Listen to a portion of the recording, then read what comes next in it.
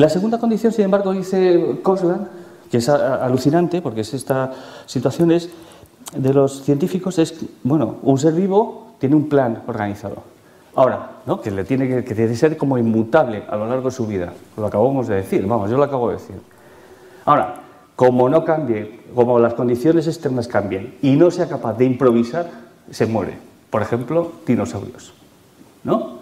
Es decir, eran súper, vamos, muy inteligentes y toda esta historia, incluso, pero como no fueron capaces de improvisar, es decir, de cambiar de un plan, ¿no? Lo que nos pasa a todos cuando vamos como de juerga por la noche, ¿no? Que dices, bueno, no, hay momentos que tienes como que improvisar, porque puede ser que no te pase nada ese fin de semana. Entonces, improvisas. Improvisación fundamental para la condición de la vida.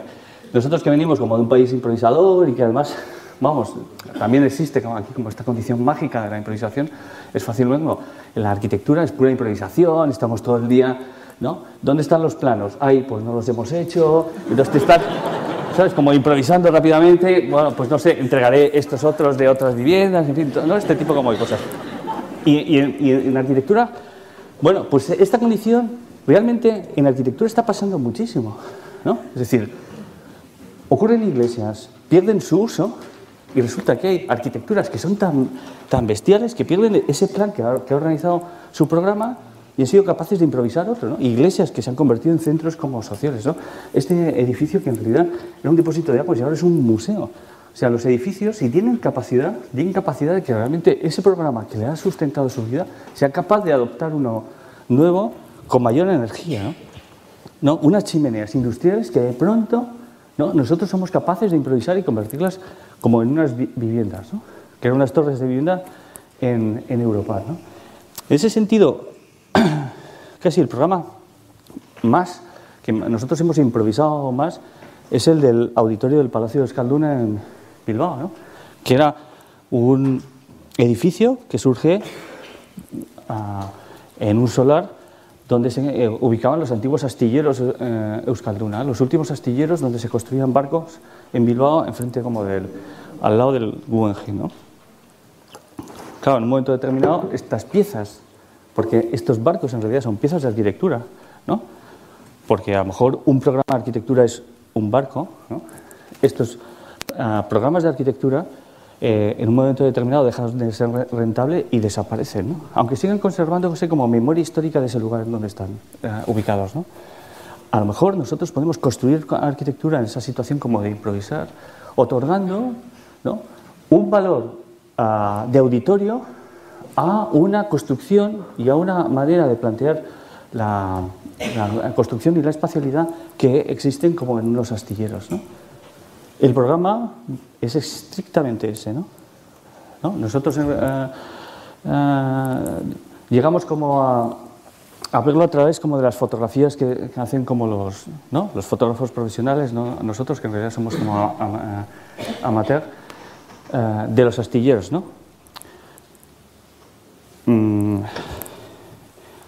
Por ejemplo, un programa que es, vamos, que una situación que es bastante interesante es como nosotros, que somos unos fotógrafos, nos acercamos tanto a hacer las fotografías porque tenemos una cercanía sentimental que no nos despegamos del objeto que estamos fotografiando. Y sin embargo, los fotógrafos son unas personas tan profesionales, ¿no? Tan artistas en ese aspecto que se alejan del objeto que fotografían y descubren algo que no estaba en ese lugar, ¿no?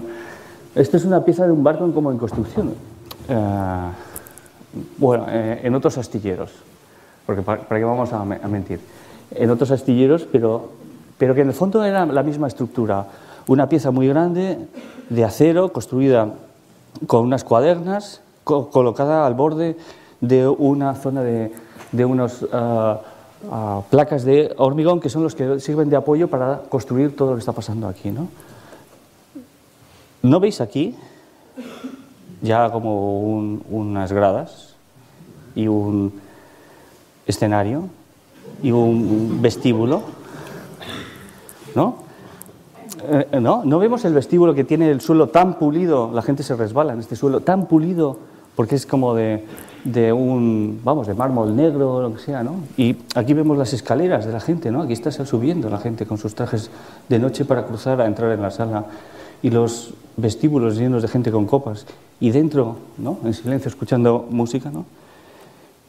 Bueno, como la anécdota que contaba antes de Antonio Lee, ya solamente es como responder, ¿no? ¿Cuál es la estructura que tiene un barco? Pues unas cuadernas, cómo transformamos este espacio en la pieza compacta que tiene todos los usos y en la pieza de hormigón, que son las escaleras y los usos de servicio, ¿no?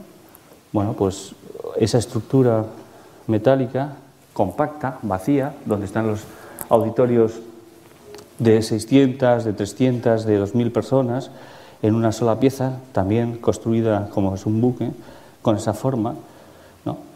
Y un edificio de hormigón, con sus pilares y sus losas, en ese sentido tradicional, que es lo que nos va a dar como los usos específicos de un edificio que a la vez tiene que ser teatro de ópera y palacio de congresos, ¿no? Esta condición multiusos, ¿no? ¿Cómo es esa estructura?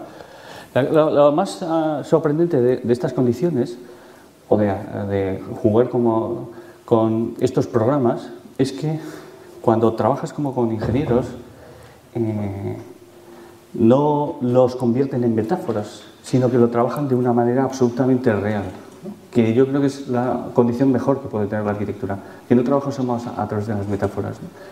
Cuando empezaron a ver los ingenieros que esta estructura podía funcionar como un barco, descubrieron que en realidad estructuralmente le funcionaba como un barco, porque para las alturas que tenían que tener esta pieza, para las alturas que nosotros tenemos que tener y para la poca carga que íbamos a tener que aguantar, esto que nosotros llamamos como pilar y que teóricamente debería estar calculado como a compresión, para ellos en realidad el problema era un problema de pandeo, por su esbeltez para la poca carga. Y pandeo en realidad significa pues una viga, una carrera, y en realidad para un barco esta pieza es una viga porque resiste una carga uniforme en su lado, es decir, es una viga vista en horizontal por la presión del agua. Y estos forjados, que en realidad para nosotros como arquitectos son forjados que se calculan de una determinada manera, para una estructura con tanta esbeltez y donde esta carga es muy poca y esta distancia de 35 o 40 metros es muy importante, en realidad funciona más como un puntal que arriostra las dos paredes, que es precisamente como trabaja en un barco, ¿no? Entonces, toda esta condición hace que el edificio se estructure, se organice espacialmente a través de esas mismas condiciones súper precisas, ¿no? No a través de condiciones metafóricas, sino a través de condiciones precisas, ¿no?